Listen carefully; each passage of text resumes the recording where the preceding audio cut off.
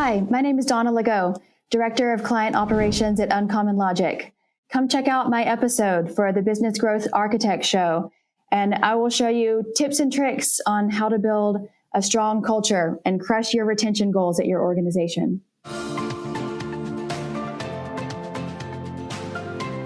Welcome to the Business Growth Architect Show. I am Beate Chelette. I am the host. I want to welcome you to our globally top 10% ranked podcast, where you will hear from industry experts about the strategies that are working right now to unlock hidden opportunities in any market so that you can grow your authority and scale your impact. And now let's get started with the show.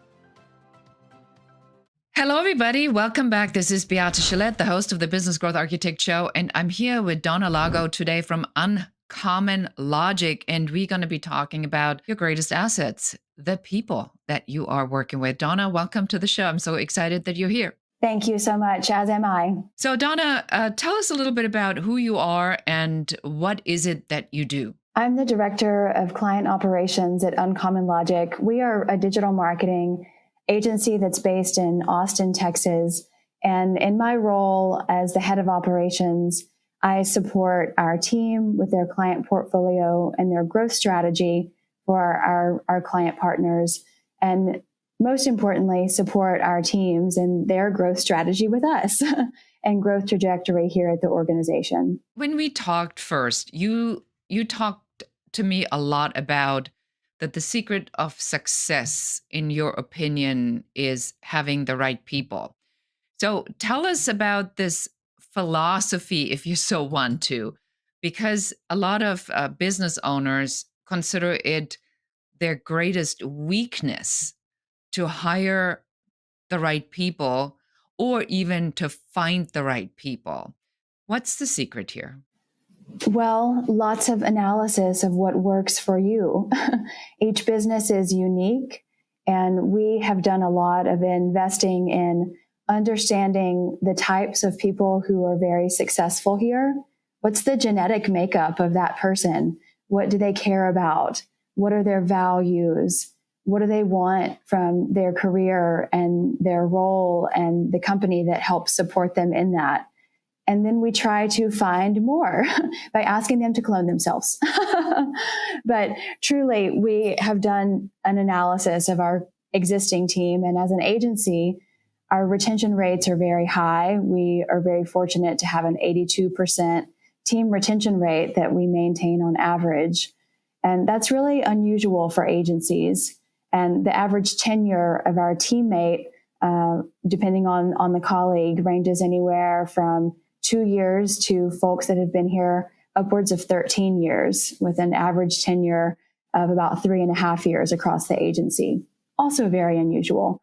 So we start there, understanding what does work for us, and then modeling out how we can find more of those people. And the main thing for us has really been sourcing from our values. We have 6 core values as an agency. Do what it takes to deliver excellent results, do the right thing, always learn and try new things, et cetera, et cetera. And we find if we have folks who are aligned with those values, more than likely they're going to be successful here. Yes, of course, there are other things that we evaluate, from the technical attributes of their background. We have found that, funnily enough, as a marketing agency, we don't really hire marketers. We hire teammates with backgrounds in math or statistics or predictive modeling, and then teach them marketing, because we're working with very large data sets and can teach the creative part better than we can the technical part.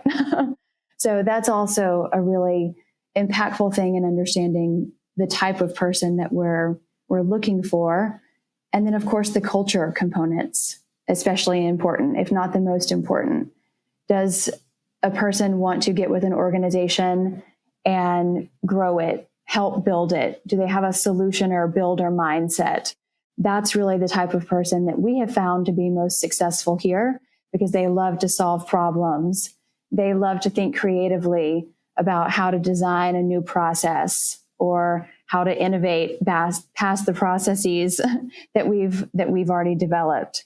So thinking from those three frameworks, values, technical attributes, and really what the person wants and their mindset, those are the three things that we look at most frequently. That's so interesting to me. So what you're saying is like you don't go to like ZipRecruiter and you put your digital marketing agency looks for a digital marketer who's 27, has 13 years of experience and a master's degree in all kinds of different things, but that you have actually looked at the historic component of what has made people successful employees in your company. When you went in and you did the discovery on these data points on who are the people that succeed, what was the first thing that you recognized that was almost uncommon logic, pun intended?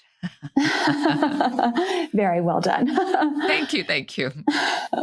The most interesting to me was that so much of our team has in their past overcome really significant personal obstacles in their lives, overcoming a childhood diagnosis of a disease, loss of a parent very, very early on, loss of a sibling, and these, very heavy emotional markers for people that have them really evolve as a person and change how they approach trauma and approach stress and approach different. And that was one of the most unique things that stood out to me, people's ability to be able to overcome experiences in their own lives, have them be really anti-fragile in the work environment, and have them be empathetic to those around them who may be experiencing other hardships in their life. So it's a combination of ability to endure and ability to really know when someone is struggling and how to help. That was a standout characteristic that we saw. It's interesting that you say that because I have to agree with you. I mean, as somebody who comes from the School of Hard Knocks, one of the things that I always look for when I hire is people that had a significant amount of adversity in their lives, very much for the same reason as you do, is because if somebody has figured out at a young age how to get themselves through difficult circumstance, they are by nature resilient, they're problem solvers, they don't fold when something goes wrong, they oftentimes are not blamers, at least not to the extent other people are. And on the opposing side of that, if somebody walks in and says, yeah, but I have a bachelor's degree, and they wave that at me, I already know that they think that is the traditional route that we go when we believe that the educational system actually works, which it really doesn't. I mean, it does in academics, but in what we do, where we are under such significant market fluctuations, which is what I talk about next, it does not work to go the tried and proven route because innovation does not happen in a straight line. So as a digital marketing agency, and I think this is probably very relatable to a lot of our listeners, that to say, what is it that I should be looking for, which you answered partially. You said, look for somebody who has a story because they're probably more resilient, more empathetic. What do you look for in rapid changing market environments in addition to what you just shared us? Is there anything else? Certainly. Someone who thrives in chaos and does not need to exist within a very defined schedule or regimented workflow. We have found that given the obvious nature of our industry, changes daily, that if you don't thrive at a frenetic pace and thrive in chaos and really enjoy that part of the industry, then you won't be successful here. And some of the overarching markers that we look for as a test threshold for that are the ability to handle ambiguity. We pose a lot of questions around very generic scenarios, and given a few details, not enough really, to be able to solve the issue, then how would you go about solving that problem? And watch how the person is able to think creatively through that solution, and whether that process is interesting and seemingly fun for them, or whether there is a very intense stress reaction to it. Some of the little signals of stress we would expect. It's an interview.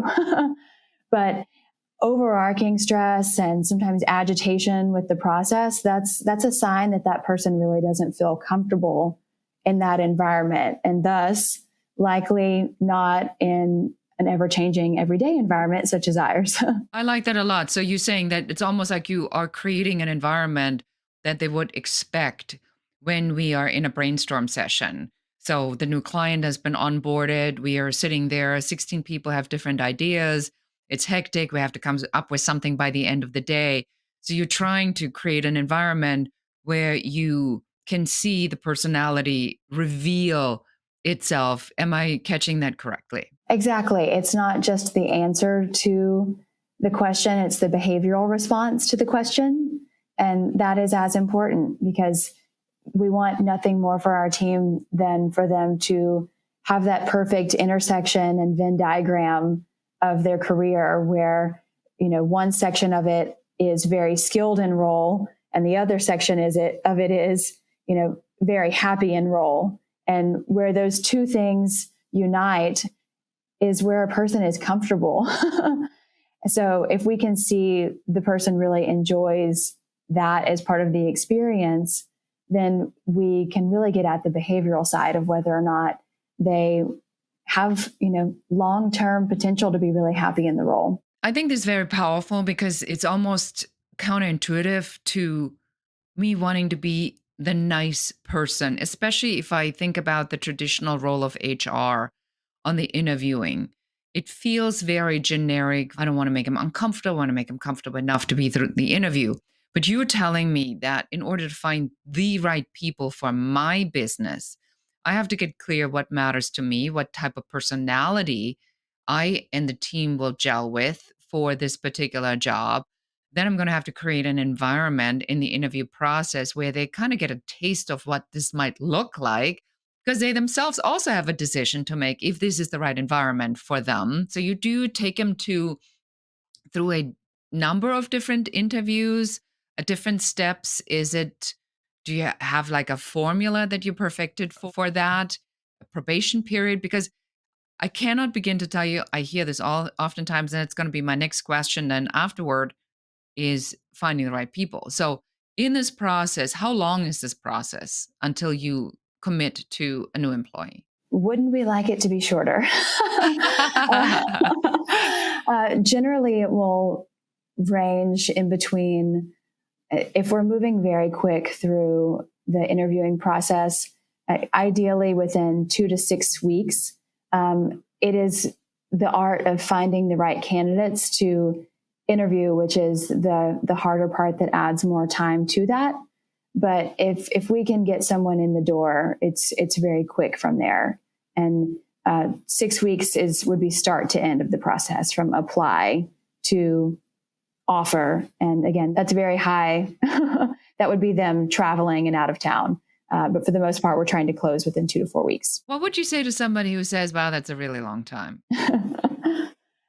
Agreed. And it is really important that we continue to refine that process.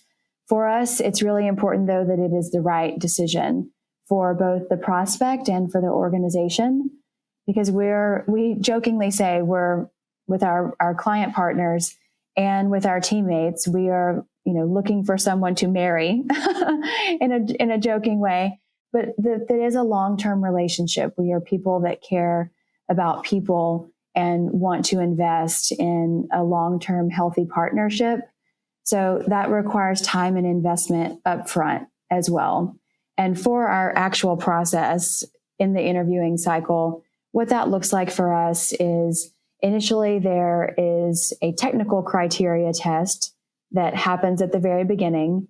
And in addition to that, a personality criteria test, which helps us understand how they work through stressful assignments, how they communicate, what their communication preferences are, how they work within a team, what are their strong suits naturally, in addition to on the technical side, where do they have the skill set and capabilities. And from that, depending on what scores are associated with those tests, then we have a phone screen after, of course, reviewing their resume and ensuring alignment for the role. And from that point on, it moves really quickly.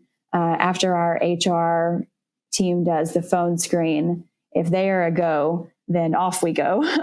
And there's 3 interviews that will happen following that process. And it is a technical interview and 2 cultural interviews, because we value the cultural part and the values alignment part as much, if not more, than the technical components of, can you just do the role? Absolutely fascinating. And more on how to hire the right people with Donna Lagow in just one moment. Are you looking for the hidden opportunities for you in this market? Or are you simply wanting to figure out what is your unique differentiation factor that makes clients want to work with you and not your competitors?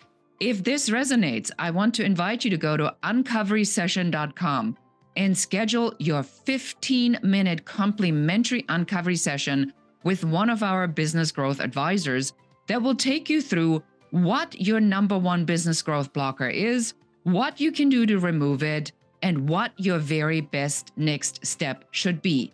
And now let's get back to the show. And welcome back. We are here with Donna Lagow from Uncommon Logic, talking about how to find the right people. What would you say to somebody, Donna, who says, I cannot find the right people? Everybody sucks. Have you done the work to understand what the right people are? And do you have the right people in your organization currently? If so, that's your research pool. And start there first. Once you understand the components of what you're looking for, then it is much easier to go out and define what your pipeline should look like and what your prospecting targets should look like. If I know that I'm looking for a senior marketing manager with 7 years of people management on average in these types of categories of digital, PPC, SEO, analytics. And I know that I want for them to have overseen a lot of special projects, because as an agency, we all contribute in different ways. I can then start to marry up all of those attributes in not only the candidates, yes, that we're reviewing as they come in, but who we're reaching out to on LinkedIn and Indeed and inviting to apply and come be a part of our recruiting process.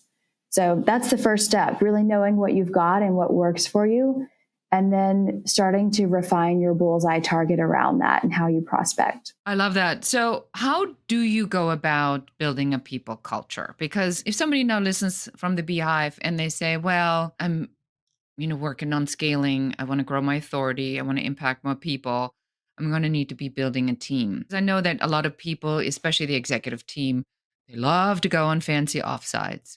And then they have Ritz-Carlton, and they have fabulous meals and expensive whiskey at night. And then they talk for a couple of hours about things that are meaningful to them that nobody else really knows about. And then they come back and they have values and a mission and a vision statement.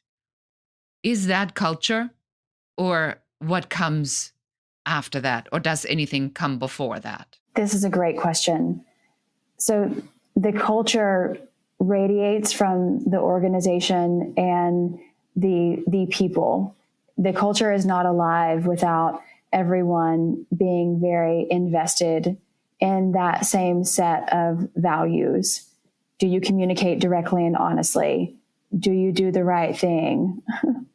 Do you always learn and try new things? Those are really important things to align on as a team and as part of an organization's mindset. You're defining the character of the organization. It's not just culture, it's character and how you want to show up for one another and outside of these walls and inside of these walls. So how do you create that? Yes, defining what it is, but then it's something that you never put down. For us as an organization, we have so many ways that we continue to have our values live in our everyday interactions with one another.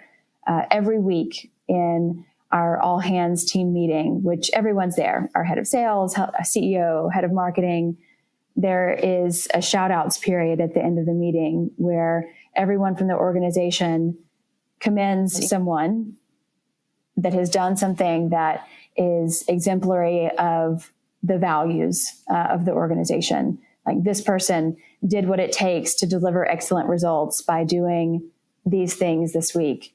And that's a simple way that we prop it up in one another. We also have an annual company award where, for our 6 core values, each person from the organization rather, gets to vote on what person from the organization has most embodied that value and that part of our culture in that year. And they get a really funny little trophy and bragging rights, and also a really nice gift card to go do something really nice for themselves.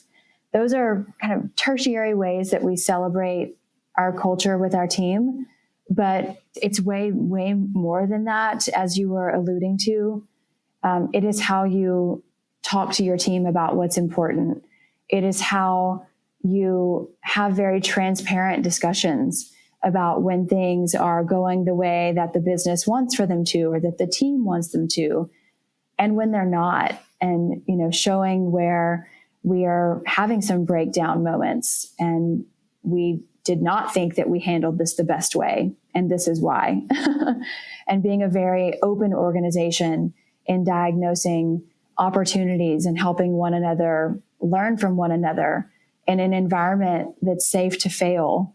As a culture like ours that's based on always learning and trying new things, you also have to be based on effing some things up sometimes and learning from your mistakes. So one of the things that we do as a culture is openly share learnings and things that have been hardships within an account or a client communication issue that we wish would have gone smoother. We're always sharing what we think we could have done better, and we can help buoy the person next to us. Yes, so that part's really important.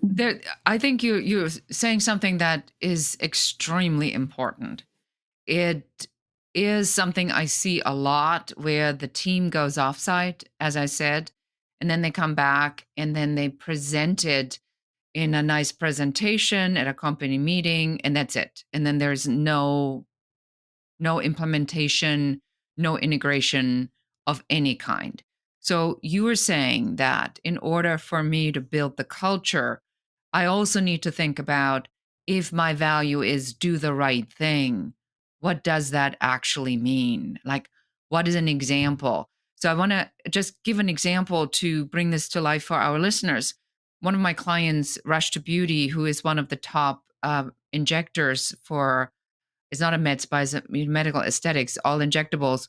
We came up with a culture value, only have one culture value, and that's beautiful. So everything you do and say, was that beautiful? Did that make the client feel beautiful? Did it make you feel beautiful? Does the office look beautiful? Are you dressed so somebody can see that you're beautiful? So everything is around this one word, because we found that if you do too many, then people get very confused, but everybody can remember one core value. Is it beautiful? So do you have an example of that you maybe can share with us, where you said, well, that is like what happened with this one value, no matter where you are in your journey as a small business or as an entrepreneur or a mid-sized business or wherever you are, is how do you take it and then drive it home? Donna, do you have an example for us? Sure. I think an example of doing the right thing, one that you called out, this can show up at every layer of our organization. And one of the ways that I think this has been very, very impactful to who we are and the type of partners that we're working with is implementing that as part of our upfront vetting process and our sales process.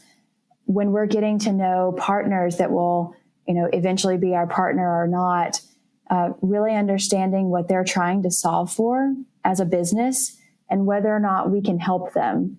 We are not an organization that tries to say that we can do what we can't do, or thinks that we can solve, every problem that a potential partner may be experiencing at their organization. So for us, in this instance, when we're getting to know a potential partner, we really want to understand their goals. We really want to understand their external pressures. What does their board need to see?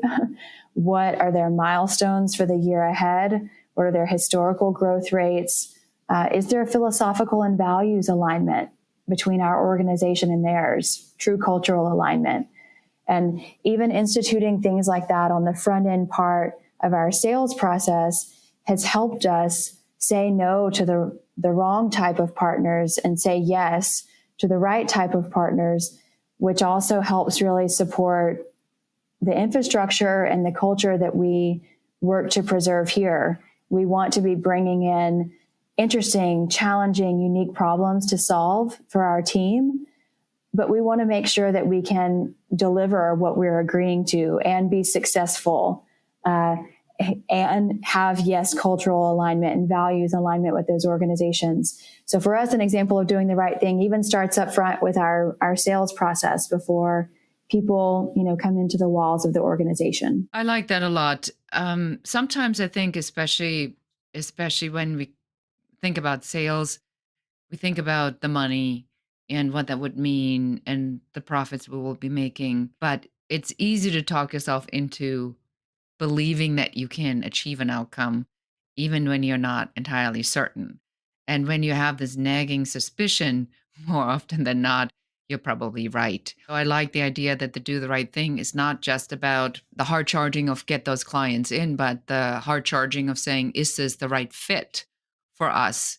Is this the right thing for us and for them to do? I believe that there is a learning curve also for people that are using these cultural values to say, especially right now, I think this has really changed in the sales process, specifically over the last couple of years, since internet marketing has gotten so in your face pushy everywhere that people have such a heightened sense of what I'm being sold. You're building an attraction factor at Uncommon Logic where the culture and, even something like this, doing the right thing, will attract not just the right employees, probably also the right clients. Tell me more about that. Exactly. It's just foundational to our mindset and how we operate as an organization.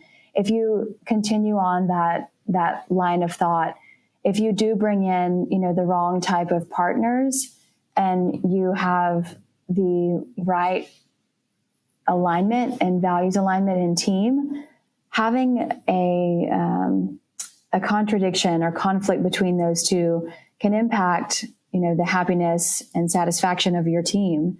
If, we are giving on some of the values that we commit to with our client partners and who we're saying yes to, but we expect our team to uphold those, those two things are in contradiction with one another.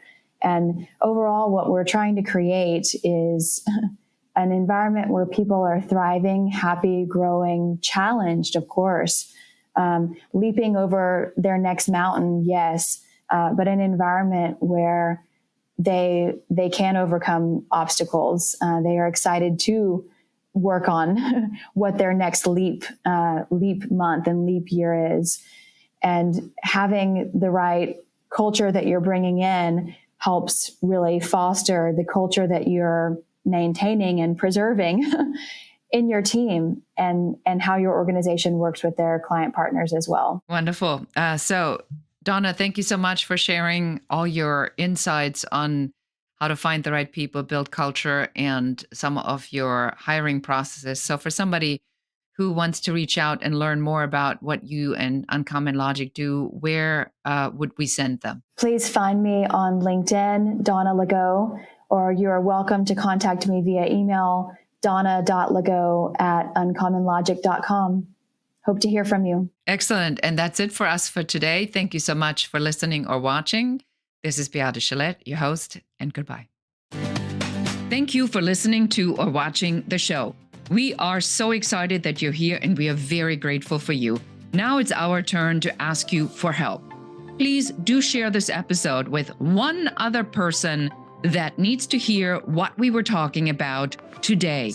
If there's any question you have about business, please do reach out to us and let us know. And don't forget to schedule your complimentary uncovery session at uncoverysession.com, where one of our business growth advisors will help you to figure out what your number one business growth blocker is in only 15 minutes.